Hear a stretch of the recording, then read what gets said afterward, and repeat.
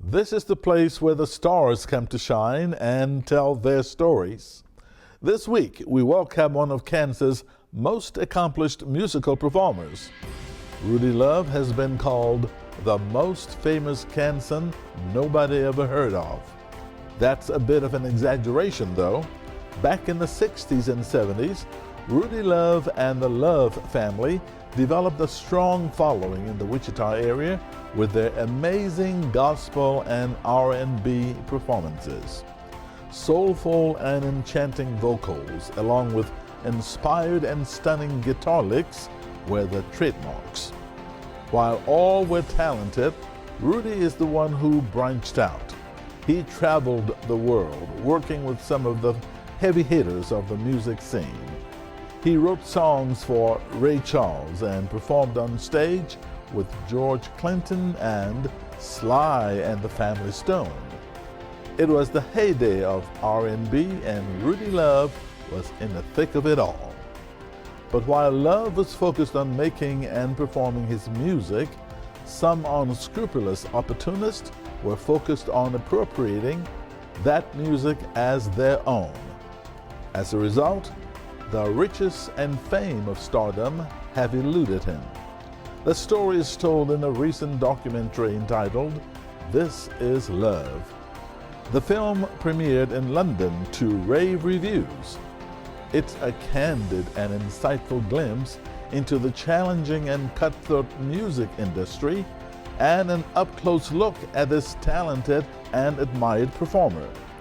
Now, Rudy Love is here in person to tell us all about it, both the good and the bad of his amazing life. We'll also try to coax a song or two out of him. It should be interesting and enjoyable. Sit back and enjoy as I go one-on-one with Rudy Love right now.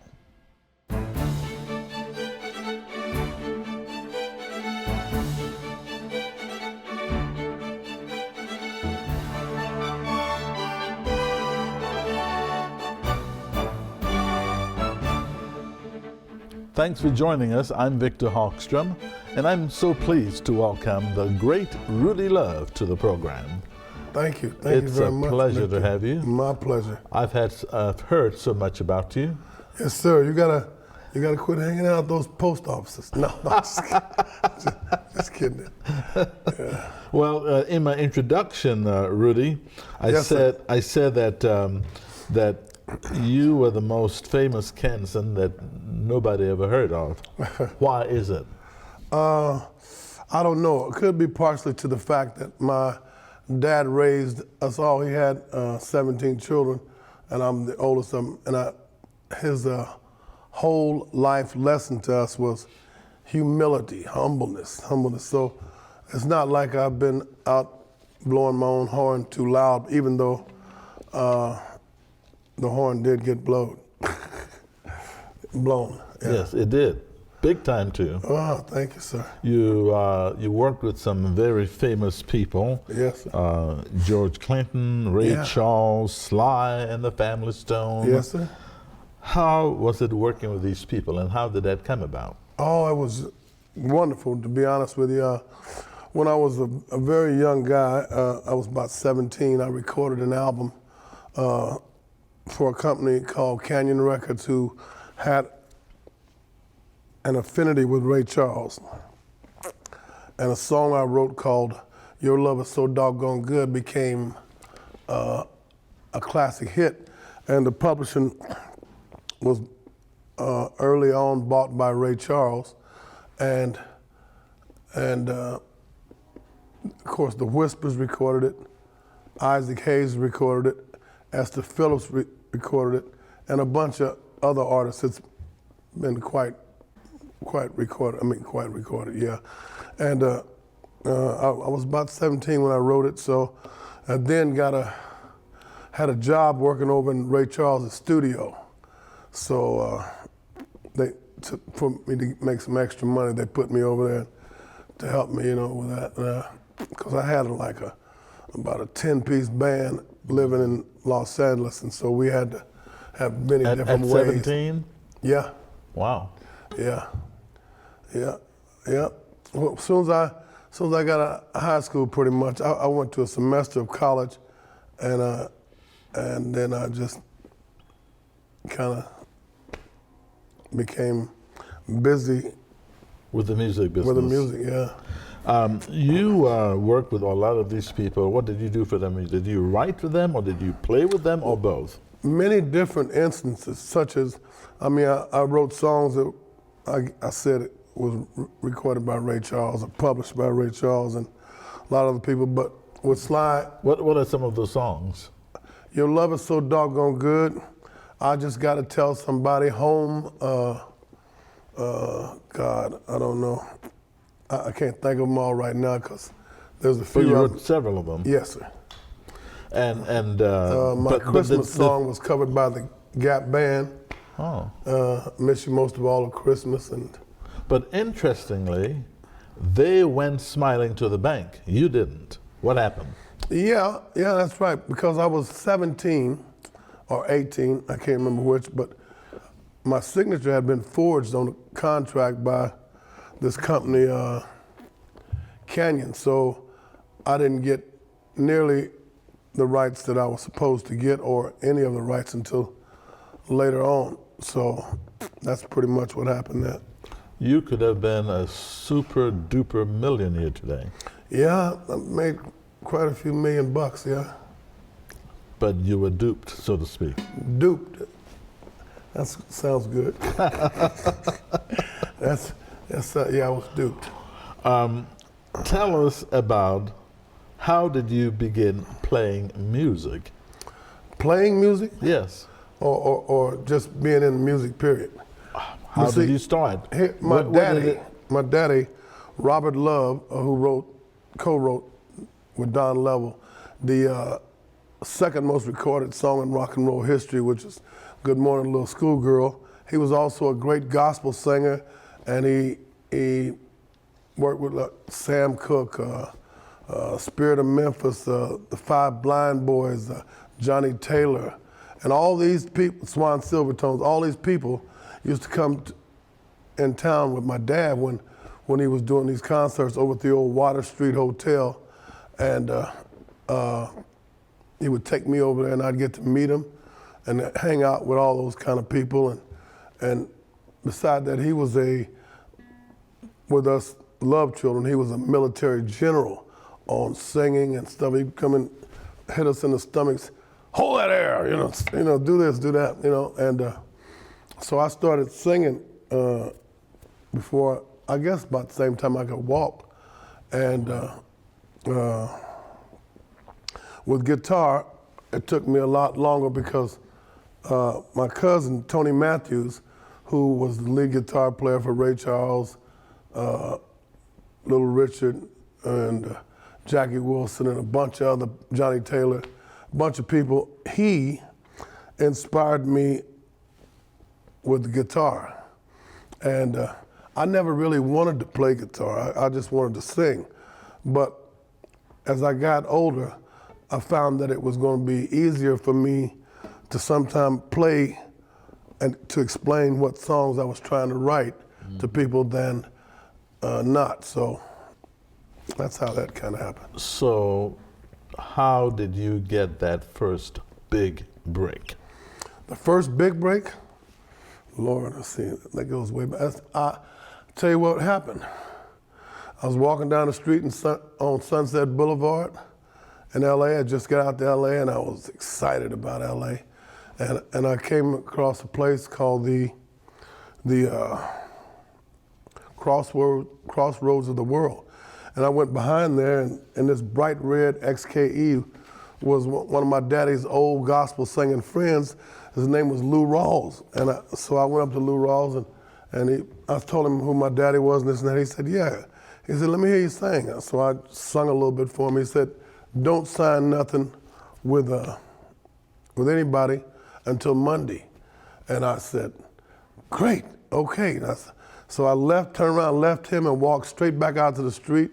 And this big limo pulls up. Some friends of mine from old Little Richard days, when I was in Chicago with Tony, came up. Tyrone Davis was driving the limo, and Barry Dispenza and Carl Wolfhard were in the back seat. And they said, come on, ride with us. And they were going around showing the gold records to girls and getting quite a response, and nothing makes me happier than a good response from a girl. Right. Anyway, so we got into his limo, and they took me over to this record company called Canyon Records, and they said, we'll record you tonight. And I said, and we'll get all the best musicians in the city and record. They were excited. You know, I guess I sounded okay to them. You know, they were all excited and all. So we went over to the studio and started recording these songs like Happiness and Your Love Is So Doggone Good, and I Just Gotta Tell Somebody. Seemed like I gotta do wrong before they notice me, and You Become a Part of Me. A bunch of songs, right? And they were so good that these guys wanted to sign me that night, but of course I was too young to sign the contract without any representation at all. Right. So they, make a long story short, they took me on in and recorded me and signed me themselves. Signing your name? Yeah, and which was the start of a heck of a deal, because there was about $11 million selling records off of that album that I recorded, but it was by other people, not me. And needless to say, like you said, I was duped. So they got the rights and all that to it, and distributed the money how they felt instead of feeling anything about how I would feel. Right. So that's pretty much that. Does that answer that? Yeah, it does, which is kind of sad, so to speak. Yeah. Yeah. But you played a lot of music, you sang, and you have your guitar all ready to go. Oh. Why don't you just do a little something? Yeah, a little something for us. A little ditty? Yeah. All right. Let's see.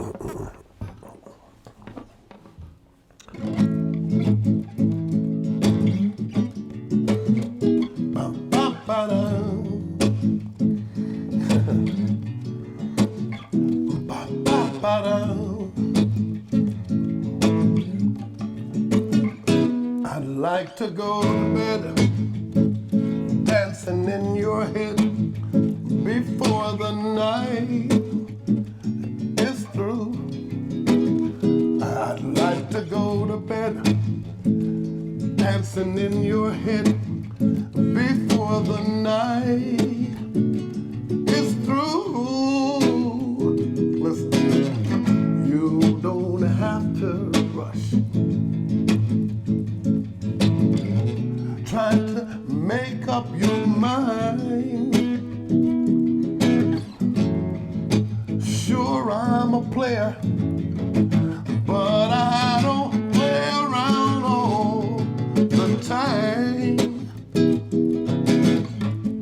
Yes or no, say yes or no about my intentions.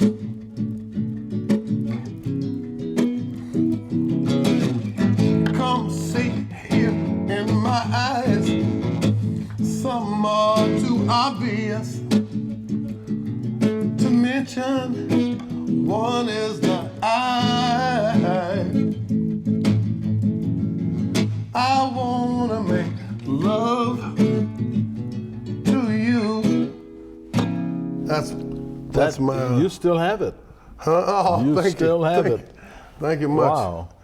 It feels funny trying to balance and play and sing on this, but if you say I still have it, I'm gonna go with that.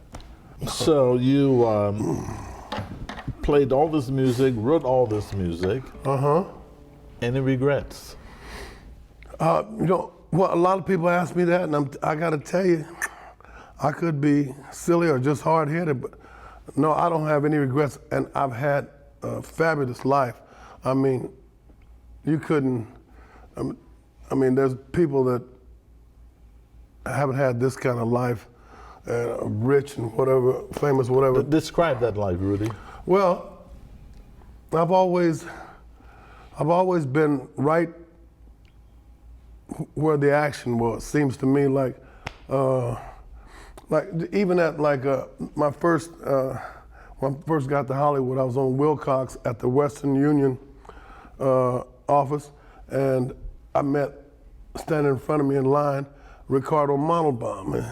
And so I'm out there, trying to get ahead. So I asked him, I said, how do you get to be famous and do all these things?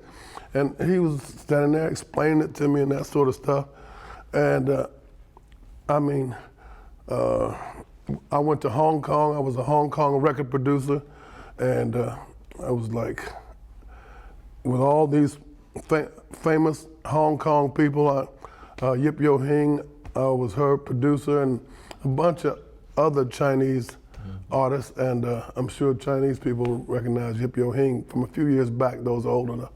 But I had platinum records over there and that sort of stuff. And I've been in all the palaces in London, like the Windsor. I've been in Buckingham. I've been in the House of Longleat. I've been in Starhead. I've been in Glastonbury. I've been to all these places, and I've lived a fabulous life, and I lived a lot of my life after leaving Wichita in mansions with God knows how, maids, servants, and that sort of stuff. So at what point did you decide to return to Wichita? Wichita, the first time, because I've returned to Wichita, as you'll find out in the movie, I've said I've gone home a few times. And when I was in Los Angeles, when I done that stuff with Ray Charles and all those folks there, I think I stayed there for about 2 years, and then went back to Wichita and was working with my group called Rudy Love and the Company Soul, or Rudy Love and the Soul Brothers. They hired me to be the singer, and then I became the leader of the Rudy Love and the Company Soul, which was the same people, but we kind of just changed our names to that. And then next thing you know, I was we went back out to LA and started recording, and then I stayed there for another period of time, and I came back and was then I think, I don't know, I can't remember all of it. But when you came back the first time, after the quote bad experiences you had with contracts, but I didn't know that my experience was bad yet, because I was still waiting to see evidence and all that things happening. So see, it's funny how it happens, but the bad experiences mostly have eluded me. I didn't really know or didn't feel any of them. So you really didn't have any guidance from anyone? Not at that time. My dad took me as far as he knew to go, but then my dad had been duped anyway by, what's the name of the song? Good Morning Little Schoolgirl, being the second most recorded song in rock and roll history. And he didn't know. See, Wichita is kind of a isolated, out of the way area in the music business, and it's easy for crooks to hide that you're getting airplay here, you're getting airplay in London, you're getting in Germany, whatever, and I mean, you can sell 1 million records in one of those markets, so, it's... And talking about London, there was this documentary produced, This Is Love, about you, which was, as I understand it, I didn't see it, but it was a big hit in London. Yeah, well, we seemed to do all right in London. We were at the 100 Club. We played there, and which was, Eric Clapton played there, the Beatles played there, Rolling Stones played there. Everybody played. It's a very famous club. and we played there, and we done really good. And we were at this, what's the name of the festival we were at? Jesus, it was I don't know, but it's very famous, and I should know, but I can't remember at the moment. And we got the Spirit Award. Our movie did anyway, right, in London, and they treated us really nice and were just like royalty. Yeah, like royalty. Yeah, that's right. We done interview, TV, radio. After the premiere the first time, you didn't have a large crowd, but when word got out, it got packed. Yeah, packed. Sold out. Yeah, right, sold out. So let's take a quick look at just a peek at this documentary. Oh, okay? This is Love. Yes. Yes. Please take a look. Hi, I'd like to bring an artist out. Some of you might not know who he is, but you should know. Very talented, hell of a singer-songwriter, but hell of a human being, a innovator, a creative person, a loving person. Influenced me. I'm sitting here at this desk today because of this man. I said, I hope y'all get to know him. I hope you get to know him and love his music. I said, and I'm not worried because once he sings and plays and talks to you, you know who I'm talking about. Ladies and gentlemen, Rudy Love.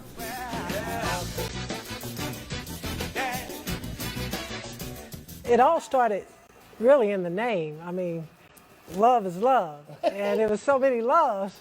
You had to love a love if you lived in this neighborhood. It's a special gift that many shall come, few shall be chosen. And he's one of the chosen few. And it's chosen few. It's very few. So what do you think, like, when the first time you heard this guy's voice? Oh, I wanted to be him. I wanted to do what they do. I mean, I wanted to do what they did. I wanted to entertain, but I also wanted to find a way to do it with music. Touch people. You know what? It touched people. When I saw Rudy and his family playing, it touched people. Certainly most people in the UK. If anyone asks over here, Rudy's Canyon 45 Suffering Wrath, that is back in demand again, so that will sell for about $400 a copy. All the people that Rudy has been in contact with, rubbed shoulders with, every star that we've ever idolized, he was right there. Everybody in the industry, everybody, from down to Jay-Z, Puff Daddy, they know who Rudy Love is. I think every once in a while people slip through the cracks. You'll run into somebody for whatever reason in this music world that people should know.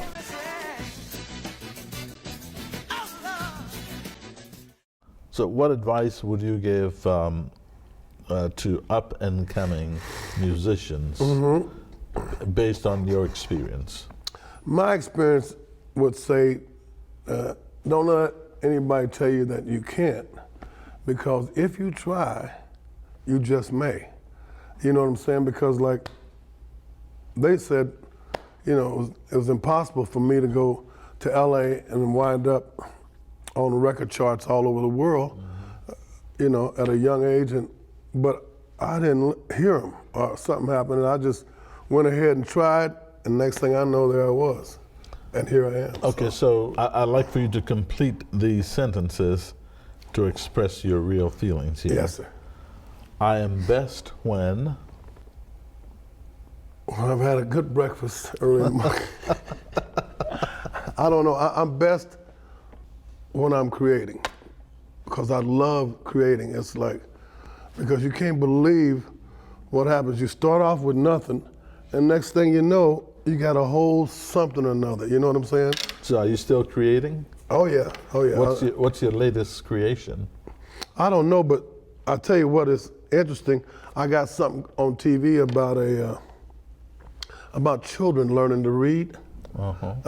Me and John Salem did that the other day, and it's a commercial that's on there. It may sound little, but it's compared to other things that I've done, but it's really exciting for me to be of help in that way. Yeah. And the next sentence I'd like you to complete is, sometimes I dream that. Sometimes I dream that I'm Rudy Spielberg. No. and they give me an open-ended budget to create film and music throughout the world, yeah. The worst thing that ever happened to me was?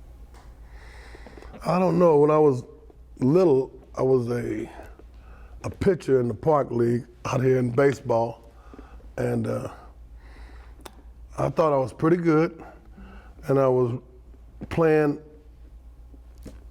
after school, which is no big deal, but we were chasing each other. They chased me, and my arm was back like this, and my arm got broke right there in the middle of pitching season, when I thought I was really having a good season that year. And I don't know. Because nothing really that bad really happens to me. I mean, but you Knock on know, wood, yeah. Yeah, I think that's. Did you dream of becoming a baseball player? Oh yeah, I thought I would have been a baseball over music. Oh yeah, but that's before. You know, music in the beginning was something that my daddy was pushing me to do, and that I would do and I could do, so I didn't think much about it. Of course, my daddy was a great baseball player too. He played pro ball in Canada and all that, but I wanted to be a major league pitcher, yeah.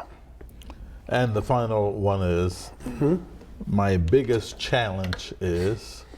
My biggest challenge is now, I guess I'm 70, I just turned 70 years old, and I mean, I just can't dance like I used to. Oh. No, my legs are hurting. They say your legs are the first to go. Maybe the first, but I'm telling you, a lot of things else will go too, so be careful. I don't know. It's all, I don't have many regrets. I'm a happy camper. So the biggest challenge is you can't dance anymore? Yeah, well, not down that part. Up here I can. Okay. And in here I can. And in your mind? Yeah. Very fascinating, interesting, and I wish you the very best. You Thank know you what? so much. You're brilliant. I appreciate it. This was painless. Thank you. Thank you. Thank you, sir. Been a pleasure having you. My pleasure. And thank you for watching this edition of One on One. If you have a question or comment, please shoot us an email. oneonone@kpts.org is the address. Until next time, I'm Victor Hogstrom. Thanks for watching, and we'll see you again soon.